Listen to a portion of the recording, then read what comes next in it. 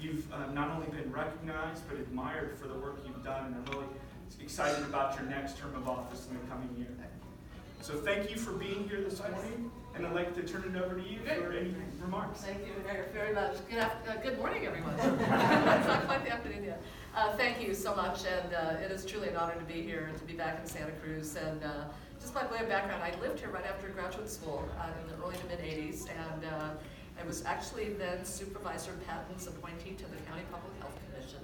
I had known Fred Keeley through Sam Farr, and it was really Sam Farr who kind of launched my career, because it was at the time when the whole HIV/AIDS crisis broke, and being a member of the Public Health Commission, we were scrambling, trying to figure out how to really have a responsible response to that, and both Gary and Sam encouraged me to apply for a fellowship program in the state legislature, and that I never left Sacramento, and mainly because at the time that I was in Sacramento, there were very few women doing fiscal advising to our legislators, and very few people of color, staff of color, senior staff, and I decided I wanted to stay and change that. And I'm happy to say that looks much more different today.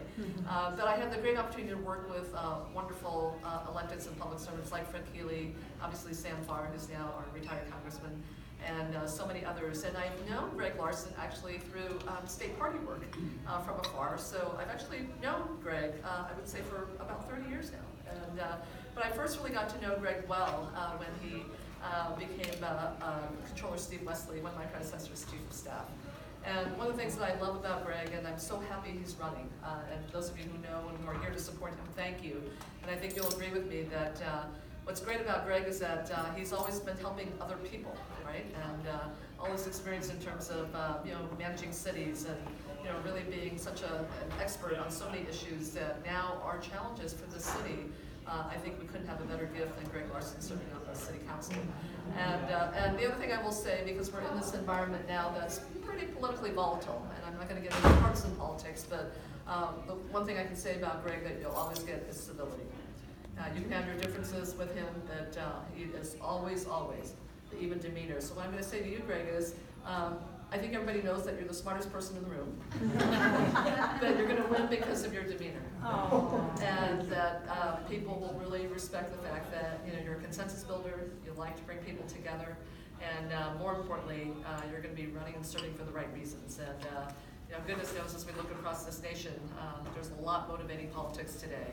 And I just want to say that when there are, how many of you have heard of the book If Mayors Ruled the World? There you go, Fred knows about it. So when you have dysfunctional nations, kind of mayors become like the name of the game, right? So we're kind of looking to the leadership here at the municipal levels. And I like to say that the state of California being what it is, as the leader really of the resistance to Washington. And I was just on the drive down here on the phone with Senator Harris's office in Washington, because there is a bill related to vessels that is subject to a cloture vote imminently, that's being pushed by Senator McConnell, that will do tremendous damage to our marine invasive species program here in California. And so we're equipping Senator Harris with the arguments about why to delay that vote, and more importantly, to be sure that California still has the broadest authority to enforce our program as much as possible. But so this is every day. This is the new reality now. But what I want to say about Greg, the mayor, everyone who's here, and our council members, is that the real work is local. We all know this. All politics is local, and frankly, all social impact is local. And so why we need good people to serve in these seats is because we want people who can bring communities together, who are not afraid to roll up their sleeves and really tackle the challenges. And Santa Cruz, I mean, who wouldn't want to be here? It is a beautiful, beautiful place. But it also represents a lot of what happens when there is tremendous challenges that are facing our state that really trickles down to the city level. The fact that we do have growing inequality in this state. And my work as controller, I'm the CFO of the 5th largest economy in the world. Unfortunately, home to the highest effective rate of poverty in the United States because of the high cost of being here in California. But that's where we can have impact locally.